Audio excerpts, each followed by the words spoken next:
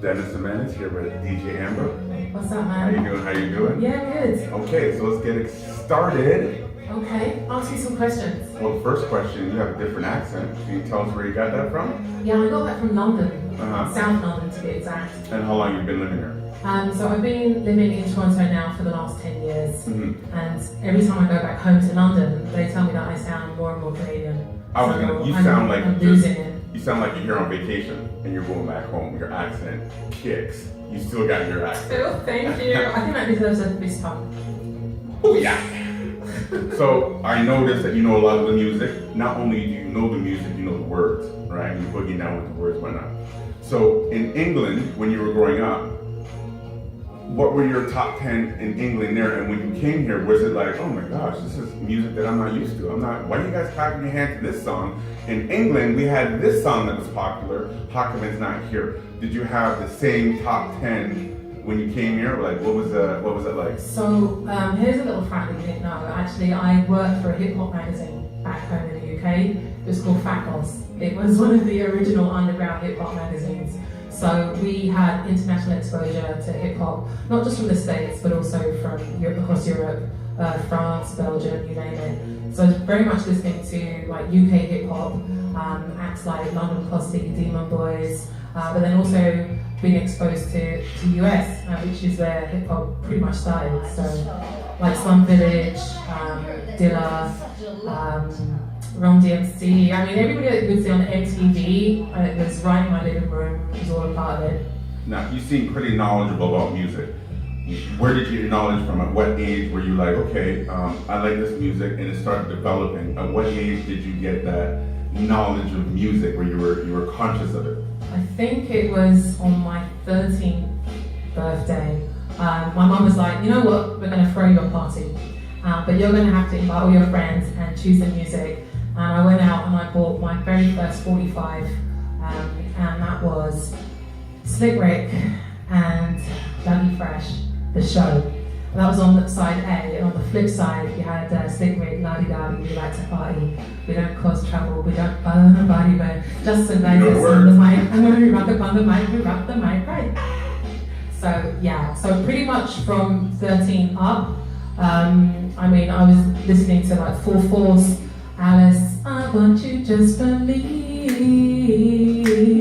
Full Force, get busy one time.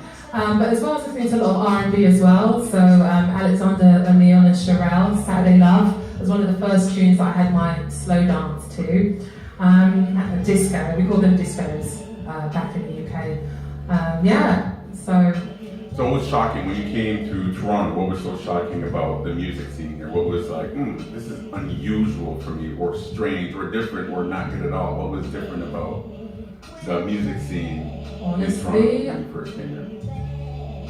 What was shocking to me was the lack of presence or the lack of a music scene. Like when I first came 10 years ago, you really had to dig deep to find the music because it wasn't very much supported on any of the mainstream channels. Even before I came here, and I was listening to Canadian music, but I didn't know it was Canadian, I just assumed they were American artists like Cardinal Official, Chaos. I didn't know they were Canadian until I got here. So our accents were similar, or what was, because we can tell the difference obviously from Toronto, but for people overseas, give us some insight on what was so uniquely the same about us, and you couldn't tell the difference. Was the rap style the same? Was the dressing the same? I guess for UK audiences, maybe the ears are not tuned in to tell the difference from an East Coast American from like a Canadian East Coast. It's very similar. I really, even to this day, I have a hard time. Apart from actually, tell a lie. I know that Canadians do pepper their sentences with A at the end, and I know that that doesn't really fly in New York. What was popular when you left England? What was popular at that time in the music scene? Was it breakdancing? Was it graffiti? What was it? I left England in 2006. Okay. So, Was vinyl so significant in England? Well, it was for me because I actually used to DJ I wanted to get on to that. vinyl. Uh-huh. I started DJing late 90s up until 2002.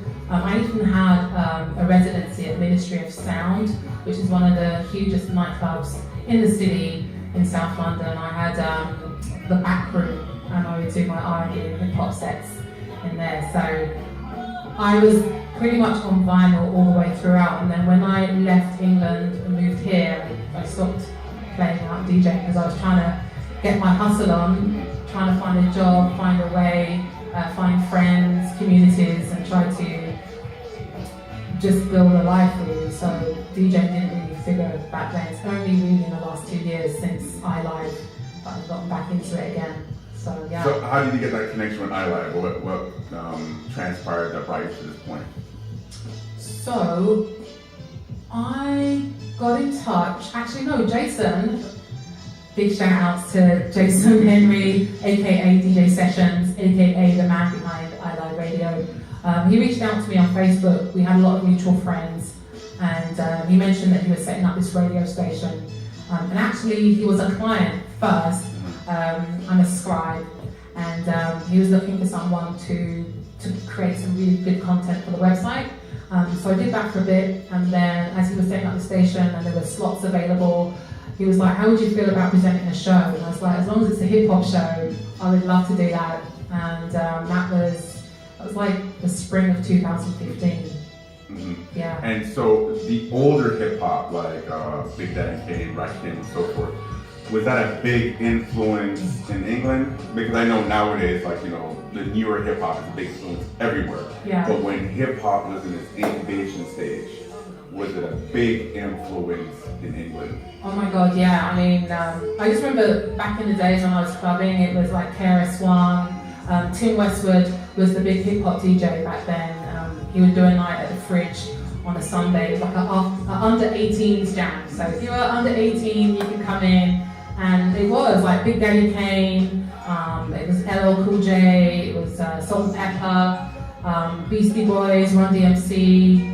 It was all the golden era stuff, you know? Now here, we had 88.1, we had 89.5, and it was difficult to get radio stations when I was growing up to play that type of music. Oh, really? School dances, never. Oh, wow. Didn't play that type of music. At your school dances and on the radio stations, was it frequently played? Well, we had a lot of pirate radio stations in the UK. So these were illegal radio stations that would set up a sound rate and a frequency and just play like the best in R&B, hip hop, reggae, dancehall, soca, gospel, like right across the board. So we were spoiled for choice as far as music, and even the jungle music, drum and bass, UK garage, ska, like a very eclectic musical scene where you had music on tap. Even if we had our mainstream radio stations like Capital Radio 1 and all the BBC channels, but then we also had a black-owned radio station, one of the very first, Choice FM Radio. I don't think they exist anymore, but they were pretty big. I mean, they played a lot of mainstream R&B and hip-hop, but they were essentially a black-owned radio station. They eventually got bought out.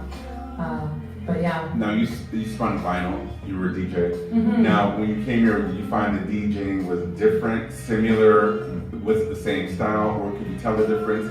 Was there a different style to the DJing in England versus here? Well, I mean, because of all the technological advances, you know, it really moved on. So people weren't really spinning on vinyl anymore. It's Serato, Scratch Live. Obviously, people were using turntables, but now you have the controller as well. So everything is just like, you know, push and play, like pressing all these buttons. Mm-hmm. And so the DJs that you had in England, was it just one group of DJs? Was it a variety of DJs playing out? Oh my God, no! You had like sound systems, you know. So you'd have like the competing DJ systems from South London competing with the DJs in North London, East and West. Mm-hmm. With the hip hop elements, graffiti, breakdancing, was that any of that involved in any of the underground functions and so forth? Any competitions? Most definitely. The 5 elements was very much present. So you had your graffiti artists, you had your b-boys and b-girls, you had the DJs, you had the break dancers. It's pretty much the same, but the UK had a subgenre of hip hop which became like a jungle / UK garage, which kind of morphed into grime, which is now like the poster boy for grime music right now is Skepta, who is he won the it would be the Canadian version of the Polaris Prize. He won the Mercury Music Prize last year for his debut album Konnichiwa. If you've never heard it, I implore you to pick up a copy. It's raw, it's energetic, you get like that raw energy, that Spitfire, Cockney, that really sort of like South London twang. You say South London. Is Yeah. the difference between North and South? Is it different style, different? There's a slight difference. There is a difference. It's hard to articulate actually. Try your best. So South London accent seems to be more guttural, more down, more black, more urban. Okay. Appreciate your honesty. And I guess that East London is more sort of like a Cockney white boy. Have you seen movies like Snatch? Yes. Okay, so yeah, that's Cockney. like the gypsies, the snatch, like the slurish kind of accent. Okay. Kind of. Cockney originated from the East End, mostly from the criminals who were trying to speak in code so the police wouldn't understand what they were saying. Oh, there's a history behind And it became like a Cockney rhyming slang. What are the rappers like? Are the rappers now that are relevant, or were there rappers then that were relevant when you were there? Oh my god, so I have to say that the UK hip hop scene is as old as the US hip hop scene. I mean, I'm talking like from like back in the early 80s, you had groups like the London Posse who paved the way, for artists today, like the Skepters, like Dizzy Rascal, like all the artists that are coming up today in the UK. Now, where can they find you, my friends here and viewers? Where can they find you other than Island? Do you do any special events? Do you talk anywhere else, so forth? Because you're very knowledgeable about music, extremely knowledgeable. So I actually do write, and I am writing quite a few articles and columns for various different publications. You can check out some of my articles on CBC Music. I've written a number of hip-hop related articles through CBC, also Goodread magazine. I just finished writing an article actually about internet memes. So as well as writing about music, I write about culture and lifestyle as well. Perfect for the show. Now, are you still in relations with people in the music industry back in England? How do they feel about the hip-hop throne right now? I wish I was. I've kind of lost touch with the scene in England, I have to admit. Don't get me wrong, I've got my ear to the ground, but as far as like the connections and things like that, no, I need to build those back up again. Appreciate your honesty. DJ Amber, holding it down. You want to say anything to my friends? Yeah, Ingrid, thanks so much for holding it down. For holding it down. No Steady. problem. I appreciate it, Carol. All right, folks. Peace. See you later. Oh, DJ Mo Better. Oh, Mo hold Better. down for the music.